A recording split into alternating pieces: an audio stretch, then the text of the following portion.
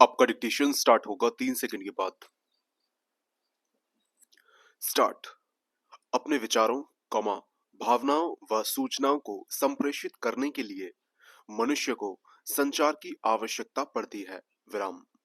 संचार मौखिक एवं लिखित दोनों रूपों में हो सकता है। विराम। पहले मनुष्य आपस में बोलकर या इशारे से अपनी अभिव्यक्ति करता था। विराम। वैज्ञानिक प्रगति ने उसे संचार के अन्य साधन भी उपलब्ध करवाए। विराम। अब मनुष्य दुनिया के एक छोर पर मौजूद व्यक्ति से दुनिया के दूसरे छोर से वैज्ञानिक उपकरणों की सहायता से बात करने में सक्षम है। विराम। पैरा।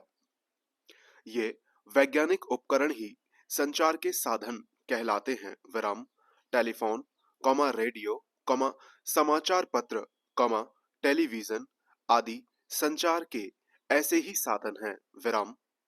टेलीफोन ऐसा माध्यम है जिसकी सहायता से एक बार में कुछ ही व्यक्तियों से संचार किया जा सकता है, कॉमा किंतु संचार के कुछ साधन ऐसे भी हैं, कॉमा जिनकी सहायता से एक साथ कई व्यक्तियों से संचार किया जा सकता है।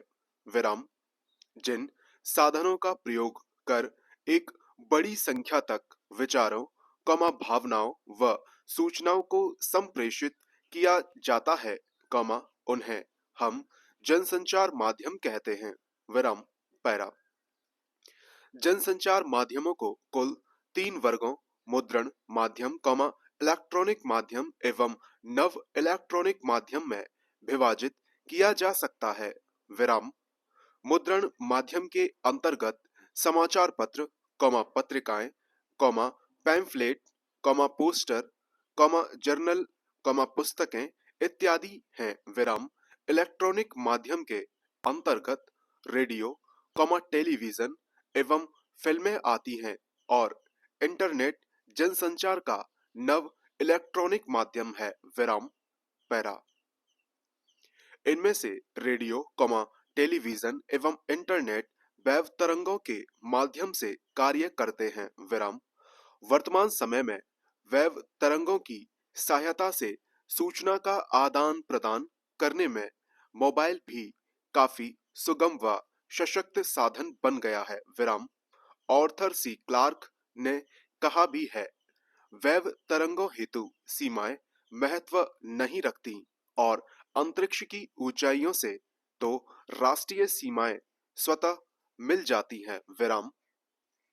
आने वाले कल का संसार सीमा बंधन से मुक्त होगा। विराम।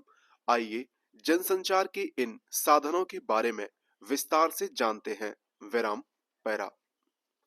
समाचार पत्र मुद्रण माध्यम की शुरुआत गुटनबर्ग द्वारा 1454 ईस्वी में मुद्रण मशीन के आविष्कार के साथ हुई थी। विराम। इसके बाद विश्व के अनेक देशों में समाचार पत्रों एवं पत्रिकाओं का प्रकाशन प्रारंभ हुआ। विराम। आज समाचार पत्र एवं पत्रिकाएं विश्व भर में जनसंचार का एक प्रमुख एवं लोकप्रिय माध्यम बन चुके हैं। विराम। मैथ्यू आर्नोल्ड ने इसे फटाफट साहित्य का नाम दिया था। विराम। समाचार पत्र कई प्रकार के होते हैं, त्रैमासिक, कॉमा मासिक, कॉमा साप्ताहिक एवं दैनिक। विराम। इस समय विश्व के अन्य देशों के साथ साथ भारत में भी दैनिक समाचार पत्रों की संख्या अन्य प्रकार के पत्रों से अधिक है। विराम।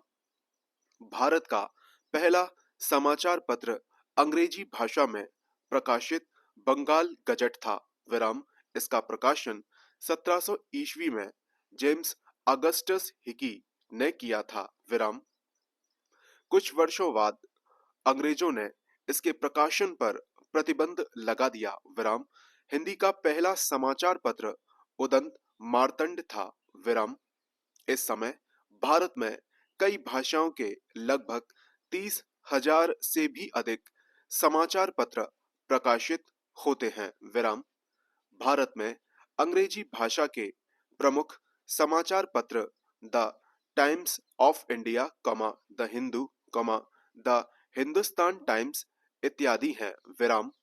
हिंदी के दैनिक समाचार पत्रों में दैनिक जागरण, दैनिक भास्कर, हिंदुस्तान, नव भारत टाइम्स, नई दुनिया, जनसत्ता आदि प्रमुख हैं। विराम। समाचार पत्रों की उपयोगिता महात्मा गांधी के इस कथन से भी उजागर होती है। समाचार पत्र सच्चाई अथवा वास्तविकता को जानने के लिए पढ़ा जाना चाहिए। विराम। पैरा।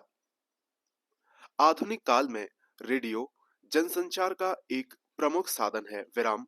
विशेष रूप से दूर दराज के उन क्षेत्रों में जहां तक अभी बिजली नहीं पहुंच पाई है या जिन क्षेत्रों के लोग आर्थिक रूप से पिछड़े हैं। विराम। भारत में वर्ष 1923 में रेडियो के प्रसारण के प्रारंभिक प्रयास और वर्ष 1927 में प्रायोगिक तौर पर इसकी शुरुआत के बाद से अब तक इस क्षेत्र में अत्यधिक प्रगति हासिल की जा चुकी है और इसका सर्वोत्तम उदाहरण एफएम रेडियो प्रसारण है। विराम। एफएम फ्रीक्वेंसी मॉड्यूल का संक्षिप्त रूप है। विराम। यह एक ऐसा रेडियो प्रसारण है, जिसमें आवृत्ति का प्रसारण ध्वनि के माध्यम से मॉड्यूल किया जाता है। विराम।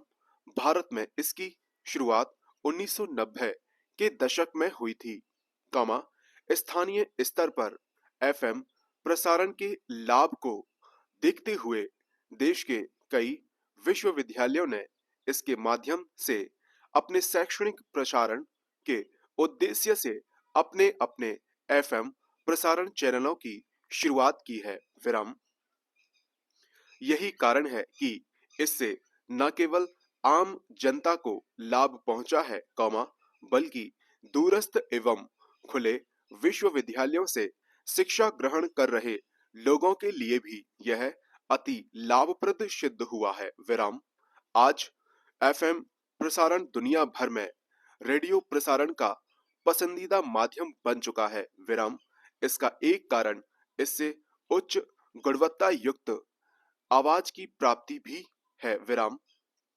शुरुआत में इस प्रसारण की देश भर में कवरेज केवल 30% थी, किंतु अब इसकी कवरेज बढ़कर 60% से अधिक जा पहुंची है। विराम। पैरा। टेलीविजन का आविष्कार वर्ष 1925 में जे.एल. बेयर्ड ने किया था। विराम। आज यह जनसंचार का प्रमुख साधन बन चुका है। विराम।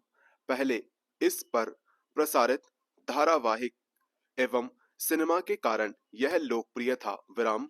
बाद में कई न्यूज चैनलों की स्थापना के साथ ही यह जनसंचार का एक ऐसा सशक्त माध्यम बन गया, जिसकी पहुंच करोड़ों लोगों तक हो गई। विराम।